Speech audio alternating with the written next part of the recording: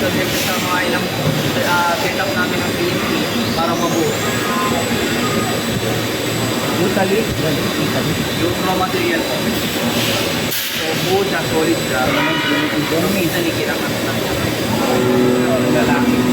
Hindi ito galing pa yung kasma. Report metal to. Hindi po siya, extruded metal po siya. So, galing po sa molten metal, dada sa may forma ng po, dada po yung suga. Ipuput siya doon, para pag lumabas siya doon sa isang babang straight siya, nakamedyo na kumpulman. Wala nang gagamit ng 14 dito. Meron po sir yung barrel part natin. Sa barrel? Sa barrel. So after dito, ito na po yung mga sinasanding doon. Pag na-complete na yung operation dito. Baka pwede.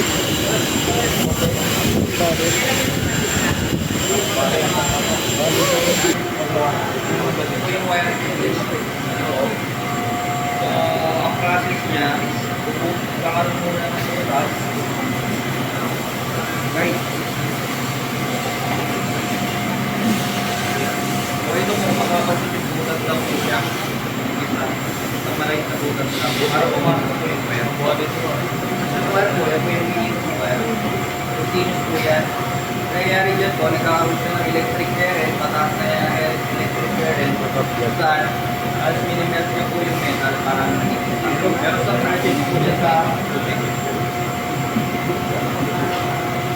mm.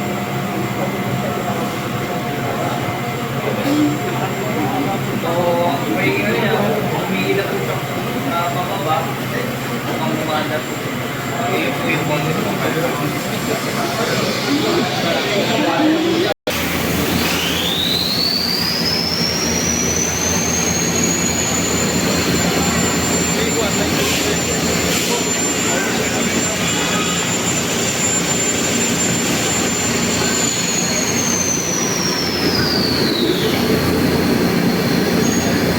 Ngayon po, nandito tayo sa TLC2.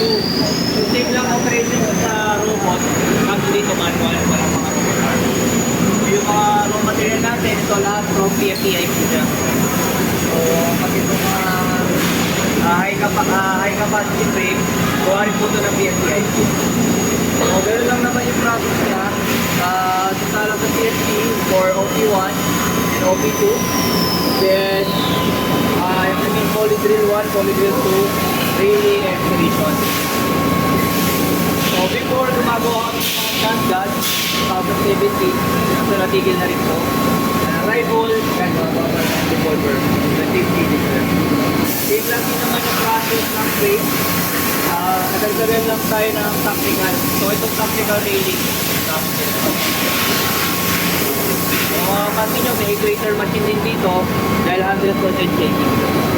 May gamit dito. Ito po tayo dito sa may ibaw. Natin nagawa pa.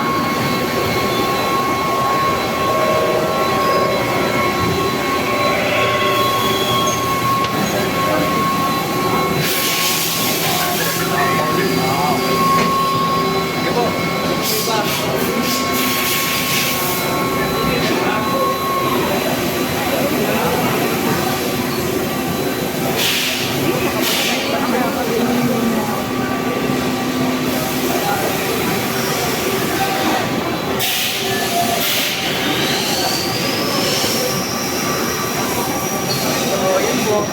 Ang pinaka raw material natin para sa barrel yung quartz.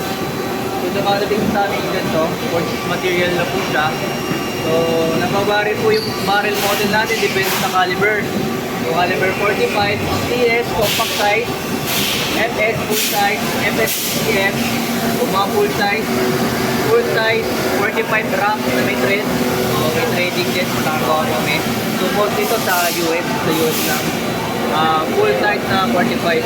So, ang pinaka-process namin, face out, deep hole drilling. So, sa deep hole drilling, dito na namin nalalaman, part sineset to material kung ano caliber. Dahil different caliber, different din yung laki ng diametro. Then final cleaning, ganun din. Kung ano yung caliber niya, yun yung sukat dapat. Then rifling. Sa rifling, gumagamit kami ng hydraulic press. Then yung meron kaming rifling button na tinatawag. Kaya tingnan natin to. Then after magawa na yung mga dimensions sa loob, yung mga outside threading. So yun. Ito yung isang sample from ganito. So ito yung turning number 1. Medyo malaking mas na agad yung natatanggal.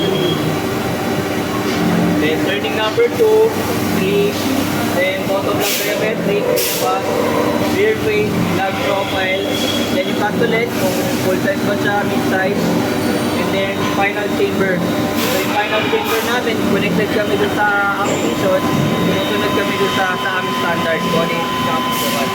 So may mga proper gauging din kami para dito. Then lug flat, ito naman yung interlocking profile ng barrel supply para dito kami. So before, gumagawa kami ng mga shotgun barrel. Yun. So yung mga rifle barrel, ginagawa pa rin namin to silage. Then ito naman po yung mga barrel ng revolver. Sa rifle.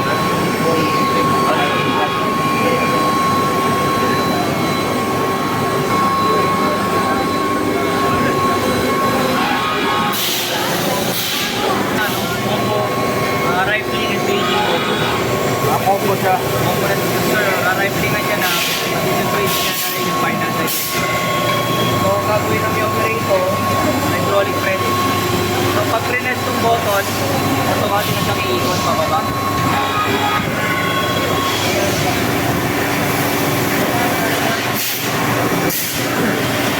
Meron mo ano. Ito lang yung plan.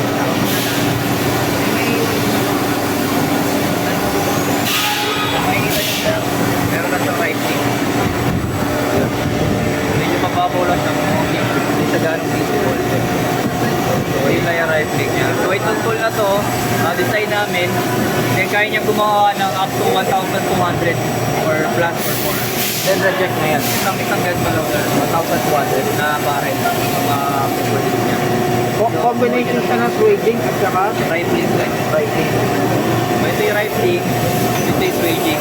So pag ganun ang pasok niya, magra-rifling muna siya, then switch niya na rin.